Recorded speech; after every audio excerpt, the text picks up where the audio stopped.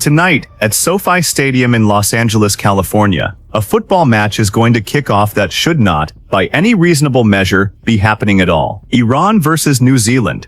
Group G, 2026 FIFA World Cup. On paper, it looks simple. Two teams, one pitch, 90 minutes, 3 points on the line. But here is what that scoreline will never tell you. The country playing in white tonight, Iran, has been at war with the country hosting this tournament, the United States, for the last 3.5 months. The United States and Israel launched military strikes on Iran on the 28th of February. Iran's supreme leader was killed.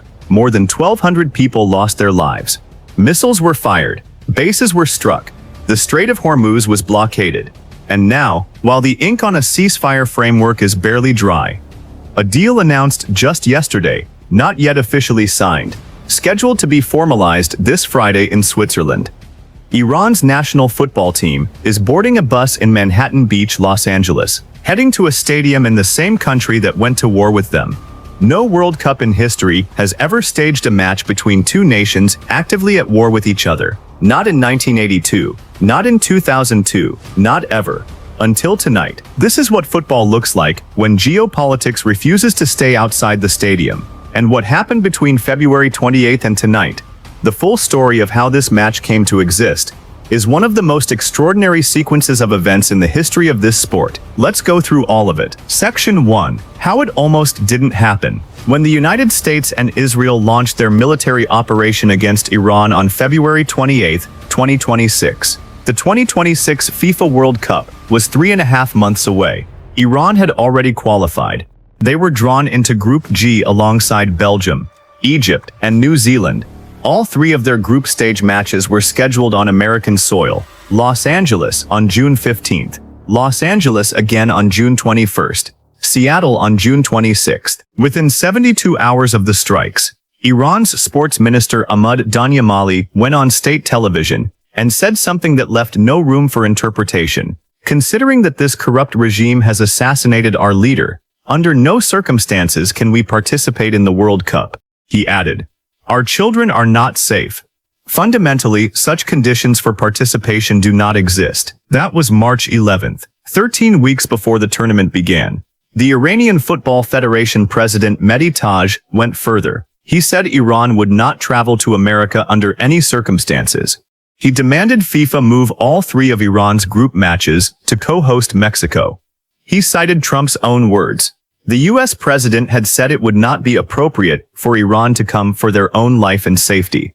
When the leader of the host country tells a qualified nation it isn't safe for them to attend, that is not a scheduling issue.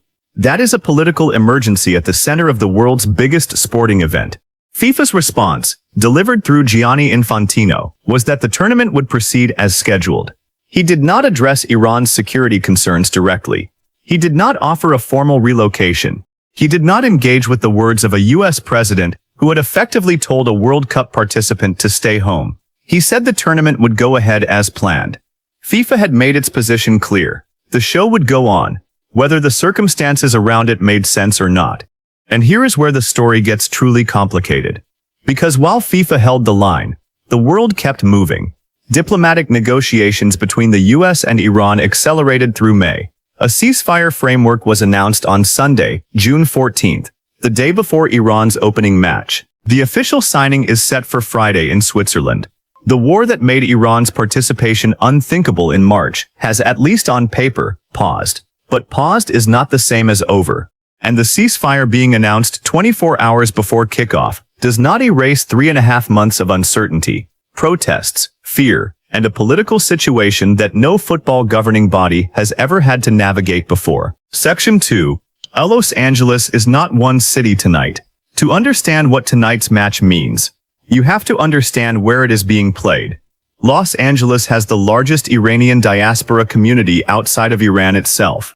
An estimated 500,000 to 1 million Iranian Americans live in Southern California. The neighborhood of Westwood, sometimes called Tarantulas, has Iranian restaurants, Persian bookstores, Farsi language signage on storefronts, and the lion and sun flag of pre-revolution Iran displayed in windows up and down the street. This community is not united on what tonight means. That division is the human story beneath the scoreline. On one side, Iranian Americans who have spent decades building lives in the United States after fleeing the Islamic Republic. Many of them oppose the Iranian government. Many of them lost family members to the regime's crackdowns. Many of them see Team Melli, Iran's national team, not as a group of footballers, but as an arm of a state they escaped. These are the people who organized protests outside the team hotel in Manhattan Beach on Sunday night, filming on their phones as the team bus pulled in. These are the people who plan to be at SoFi Stadium tonight. Not to cheer, but to hold up the old flag, the lion and sun, as a statement that the football team does not represent them. On the other side, Iranian Americans who love football, who have followed Team Melli since childhood, who watched Iran qualify for their 7th World Cup, and felt something that cannot easily be explained. The pride of seeing your country on the biggest stage in sport, regardless of the politics surrounding it. A professor at UCLA who studies the intersection of sport and conflict described it this way: the community is deeply conflicted. 2 loyalties, 2 flags, 1 stadium, 1 night. Section 3. What FIFA did and didn't do. Let's be precise about what FIFA's role in this has been, because it matters. FIFA runs this tournament. FIFA chose the United States as a host country. FIFA drew Iran into a group where all 3 of their matches would be played on American soil. FIFA received Iran's formal request to relocate their matches to Mexico. FIFA, through its president, declined. FIFA watched Trump say it would not be appropriate for Iran to attend for their own life and safety, and issued no formal response to those words. FIFA watched Iran's sports minister say his country would under no circumstances participate and described the situation as one for the parties to resolve.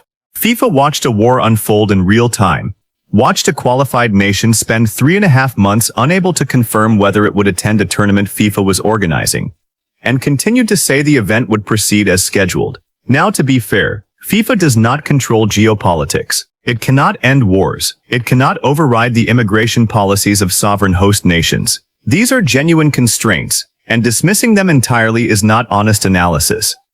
FIFA operates within a world it does not control, but FIFA also made choices. It chose this host. It chose this format. With all of Iran's matches inside the United States, it could have used its authority with the host organizing committees to quietly relocate Iran's games to Mexico. When the request was made, Mexican President Claudia Sheinbaum publicly said her country would welcome it. Even New Zealand, Iran's opponent tonight, said they would be willing to play in Mexico or Canada if needed. The path existed. FIFA chose not to take it, and so tonight's match happens in Los Angeles, in a stadium where ICE agents may be present, where protests are planned both inside and outside the venue, where a community is divided, where a ceasefire is 24 hours old, and where 2 football teams will attempt to play a game that exists inside one of the most complex geopolitical situations ever attached to a single World Cup fixture. FIFA said the show goes on. It does. But what it looks like outside the white lines is entirely of the institution's own making.